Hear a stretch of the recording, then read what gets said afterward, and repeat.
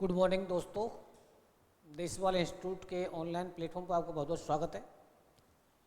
तो दोस्तों आज हम डिस्कस करने वाले हैं आपसे कुछ महत्वपूर्ण सूत्रों के बारे में। महत्वपूर्ण सूत्रों में सबसे पहले स्टार्ट होता है हमारा ए प्लस बी के स्क्वायर से। तो ए प्लस बी का स्क्वायर आप जानते हैं सभी ज़्यादातर। ए प्लस बी का स्क्वायर क्या होता है? A square plus B square plus 2ab, और अगर माइनस आता है तो माइनस 2ab। लेकिन अगर यहाँ से हम स्क्वायर हटाते हैं तो इसका स्क्वायर जब एक साइड से हटेगा तो इधर इसका रूट लेना पड़ेगा आपको, यानी एक तरफ से वर्ग हटाएंगे दूसरी साइड का लेंगे वर्गमूल लेना पड़ेगा। अब इसी से देखो ये बना दिया है मैंने यहाँ पर। कैसे बना दिया है कि यदि मैं ए माइनस बी का स्क्वायर खोलता हूँ तो ए स्क्वायर पर बी स्क्वायर तो आएगा ये वाला, लेकिन यहाँ माइनस का 2ab आएगा और साथ में 4a भी लिख दिया मैंने, तो जो दोनों सॉल्व होंगे तो ये तो आ जाएगा।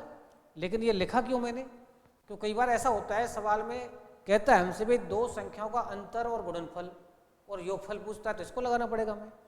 अगर कई बार पूछता है वो दो संख्याओं के वर्गों का योग और गुणनफल, तो जब वर्गों का योग गुणनफल देगा तो इसको लगा देंगे हम, और वर्गों मतलब डिफरेंस देगा और गुणनफल देगा तो इसको लगा देंगे हम। दोनों का ए प्लस भी पूछ रहा है, वो दो संख्या को योग ही पूछ रहा है हमसे, तो इसका मतलब है कि आप यहाँ पर इसको कब लगाएंगे? जब वर्गों का योग गुणनफल देगा। इसको कब लगाएंगे? जब अंतर गुणनफल देगा।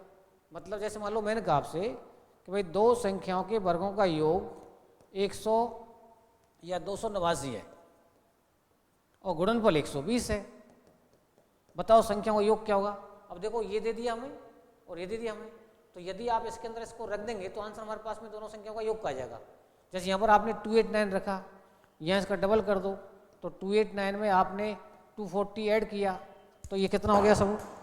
ये हमारे पास में आ गया 9 और ये 2 और ये 5 हो गया। अब इसका स्क्वायर रूट लेना पड़ेगा आपको, और इसका स्क्वायर रूट कितना होता है? 23 होता है, अगर आपको याद है तो इसका मतलब है कि हमारे पास में इन दोनों को देख करके जब ए प्लस बी पूछेगा तो आंसर क्या आएगा हमारा? 23 आएगा।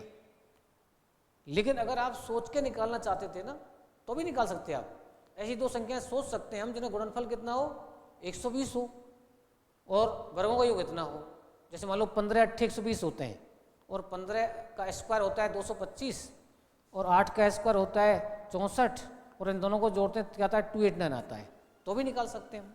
लेकिन अगर नहीं सोच पाते हैं एग्जाम के अंदर हम, तो आपको ये सूत्र याद करना चाहिए।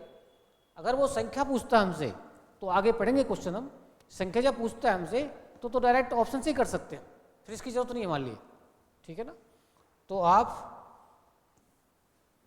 डायरेक्ट भी निकाल सकते हो। इसी प्रकार जैसे मान लो मैंने कहा आपसे भाई दो संख्याओं का अंतर, सपोज करो मैंने दिया आपको या योगफल दे दिया 14 और गुणनफल दे दिया मैंने आपके लिए उनका 48, और मैंने पूछा संख्याओं का अंतर बताओ।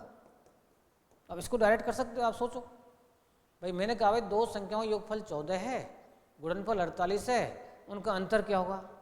तो आप सोच सकते हैं यहाँ से भाई 8 × 6 48 होता है, 8 और 6 14 होता है, और 8 और 6 का डिफरेंस पूछ रहा है हमसे वो। लेकिन अगर भूल जाए नहीं हो पाए तो बताओ कौन सूत्र काम करेगा इसमें? आपको ए प्लस भी दे रखा है, ए भी दे रखा है, ए माइनस भी पूछ रहा है, तो ये काम कर जाएगा। जब ए माइनस भी निकालना है तो इसका स्क्वायर करो। 14 का स्क्वायर बताओ कितना होता है? 196 होता है। 4 से गुणा करो इसको, 4 8 32, 4 16 और 3 19 हो गया। 6 में 2 घटाओ 4, और 4 का वर्गमूल कितना होता है बताओ? 2 होता है। और आप 8 और 6 सोच रहे थे अभी, और 8 और 6 का अंतर भी कितना होता है? 2 होता है। तो मतलब ये कहने का कि यदि हमारे पास में संख्यात्मक सवाल आते हैं तो डायरेक्ट हम तोड़ के भी निकाल सकते हैं और फॉर्मूल से भी निकाल सकते हैं, ठीक है ना। तो ये ध्यान रहेगी बात आपको। तो इसी प्रकार से हम धीरे धीरे करके सूत्रों को आगे बढ़ाएंगे, लेकिन ये सारे सूत्र आपको रटने तो हैं ही, कई बार टुकड़े नहीं हो पाते हैं हमारे, ठीक है ना।